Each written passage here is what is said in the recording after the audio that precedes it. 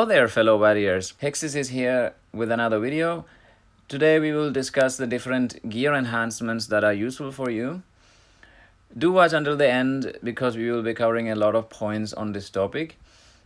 Now, the material that we need for doing the enhancements are the Obsidian Steel, which you will get from castle level 25 already. Like, for example, when you complete daily tasks, you would get them as a reward for particular milestones in it. As you can see here, the third one, I have already one Obsidian Steel here, and then the final one will also give you 2 as a starter.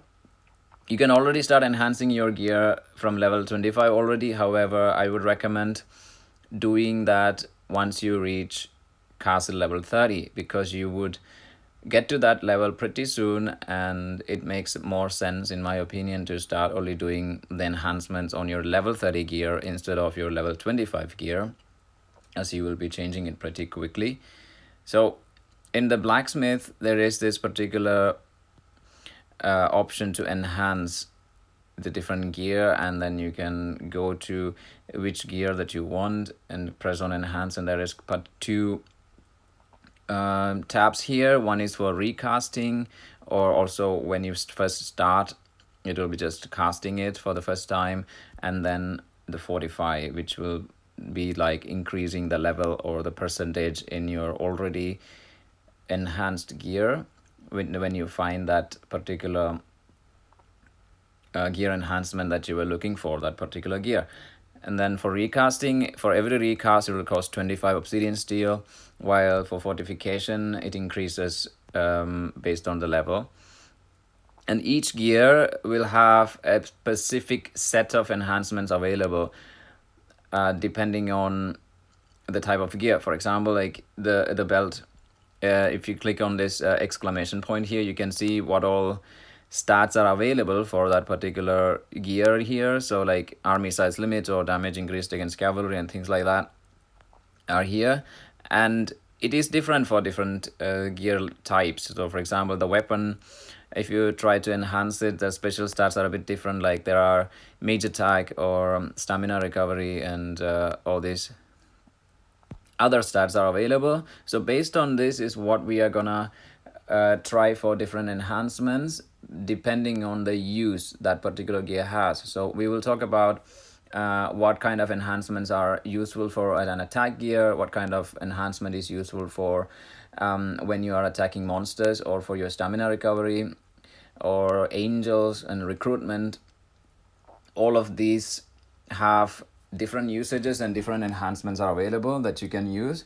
But also keep in mind that with this would also require you to have different sets of gear, not only for attacking but also for other purposes as well. And Obsidian Steel is pretty pricey in terms of gems, so I would recommend grabbing them as much as you can when there are particular events where you get them as rewards. It's also available in your Infinite Wars exchange store for courage coins. Like you can get it here. For 200 courage coin, you can get 1 Obsidian Steel. I would recommend buying Obsidian Steel from Infinite Wars store only after you reach Castle 30 as well. Until then, you can go for the normal Lord XP points or Beast XP, more focused on that, so that you can also advance there. Only after cast C30 that you go for Obsidian Steel as well from Infinite Wars store. Prioritizing that, of course, because it costs a lot, and it's a very useful power increase when you start enhancing your gear as well along with it. Okay, so without further ado, let's go in detail into what kind of enhancements are available and what kind of enhancements you can use for your different kinds of gear. So let me first switch into my attack gear setup here. So this is currently my attack gear, and then the different enhancements that I have currently equipped on my gear. We can look at it. For example, here my weapon has mage attack as special stats for enhancement equipped here. Now you can also go for angel attack once you are reaching that high level of castle and you're already having decent mage attack percentage available, since angel attack or angel stats or technology are always a bit more difficult or limited in terms of gear or artifacts and everything, so it will become useful later on to have that angel attack instead of mage attack or archer attack on your weapon. And then when you look at the crown or helmet, here I am using damage reduction from mages as my enhancement. There is also a possibility to use reduces damage taken from archers as well, or angels, or damage taken from infantry reduction. That's not useful at all. So in my opinion, damage reduction from a particular type of unit is more important than just increasing an HP of your gear there. So I am actually running a mixed setup. So like I have on my helmet my damage reduction from mages, and on my armor I have damage reduction from archers. As a setup, you can also just double it up, like use damage reduction from mages on both gear and will be fine. So we'll directly jump to the armor then, since we're already talking about it. I'm using damage reduction from archers there. Then the belt there, this is where the attacking side of our army, it gets more boost, as we have this particular enhancement called damage increased when attacking. It's quite useful because again it is increasing the damage done and not simply a percentage of attack from a particular type of unit. However, it's just when you're attacking, the damage is increased, and this is the most useful enhancement on your belt when you have using your attack gear. And this is the same for the accessory. Again, there is the option to have damage increased when attacking, and I'm running that as a double setup here to maximize my damage increased when attacking. And we would also mostly doing attacks anyways compared to defense, so this is highly useful in terms of that. And that's the current setup that I have as enhancement on my accessory as well. Then we go to the boots. In this one, there is the opposite. So it's like damage taken is reduced when attacking. Here, like, so your troops take less damage when they are in an attack mode, and the enemy when they defend, our troops take less damage. And that's basically the idea, and that the only gear that provides this buff. So that's why I'm running that on my boots. So this is how my attack gear enhancements are currently set up, and these are the ideal ones that I would recommend using. And now we go to look at the gear that you're gonna be using for attacking monsters or for your stamina recovery. What is available and what are the options to choose from. So if I check my monster gear, for example, here I have an additional weapon on top of my usual attack gear weapon as well. So here on your weapon, you can actually have the enhancement to increase your stamina recovery. This is highly useful, as the more stamina recovery, the more monsters that you can kill per day. And also when you're attacking monsters, the helmet can have this monster attack speed buff as well. So I'm using that when I'm hitting monsters, and this is the extra helmet that I have for also a little bit of army size increase. That is quite useful as well in events, some events where you get points for attacking Undead King and all these kind of events.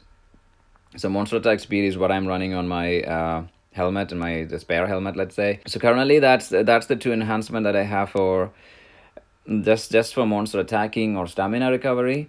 And then now we go and look at a couple of gear that we have for increasing recruitment speeds. So I have my belt, the Dragon Scale belt, which is also one I use for stamina recovery. It already has a recruitment speed of buff as part of the gear itself, and I just did an extra enhancement to add additional recruitment speeds here for that belt. And that's one that we can use to improve our recruitment speed. And also the same Templar armor that I have has also the possibility to have the extra recruitment speed up, as you can see here. Then the last point in terms of enhancements that for specific usage is how to increase your angel limit. You can actually increase your angel limit also through enhancing. Only gear that it is possible with is the accessory. So like here, stamina recovery and monster attack speed are already there, and this is why I am using that gear in the first place. So I just added the enhancement to increase my angel limit. So all you have to do is equip this when you want to recruit angels, otherwise it wouldn't show up. It would say that the limit is already reached, so make sure that you have this equipped if you already haven't reached your maximum limit after putting this enhancement on. And also another very important point that you can keep in mind, in case you want to break down one of your equipments because you found some other equipment that is more useful, or you're upgrading it, things like that, you would be wondering, okay, I have enhanced a lot of the gear itself, how is it going to be a waste or not? And actually you would get back, if you press on breakdown, you can see that here, like the Obsidian Steel times 715 here, it means that all the current stats that I have equipped on is I have 10 plus 10 enhancements then on that gear. So that much of the Obsidian Steel that I used just for enhancing. Keep in mind that it wouldn't count everything that you spent to actually find that enhancement, because you might have to recast a couple of times or more sometimes if you're unlucky to actually get the enhancement that you need. That enhancement, like the Obsidian Steel that was used for it, will be lost. However, all the Obsidian Steel that you used to upgrade the enhancement or fortify the enhancement will be available, as in you will get it back when you actually destroy or break down a particular gear. So as you can see here, I will get back 715 Obsidian Steel if I actually break down that gear. Or like say, like for example, this one only has special stats plus 7, so if you break down, that's only 325. So based on what you get, or based on what your enhancement is, you will get back your Obsidian Steel when you break down a particular gear. And one more thing I want to point out, at least from my own experience, when it comes to recasting, like let's say you didn't find a particular enhancement in your first try, so you keep recasting until you get that buff that you were looking for. So far what I found out is that if you continuously recast, it is giving much better chance to actually get what you want. So that's why I have this now like 1000 Obsidian Steel sitting there without being used. It's because I am waiting for another gear that I'm at the moment working towards, and once I have it, I want to enhance it again. So I want to do it together. So it's better for the RNG to actually do it together, to do the recasting once one after the other as much as you can. So I keep as much Obsidian Steel in the reserve to be able to continuously recast and find the enhancement as soon as possible. And I found out that when I did it separately, it took longer and more recast. At least this is my experience. So yeah, that's it for today. Hope you enjoyed the video. If you like my content, do remember to press that subscribe button, and also leave in the comments below what kind of enhancements you are using, if you find anything different when you were recasting, or when you are using a separate enhancement than the ones that are mentioned in the video currently, and what kind of effects did they have. I look forward to all your comments, and if you also have any questions, feel free to message me, and see you in another video. Goodbye guys.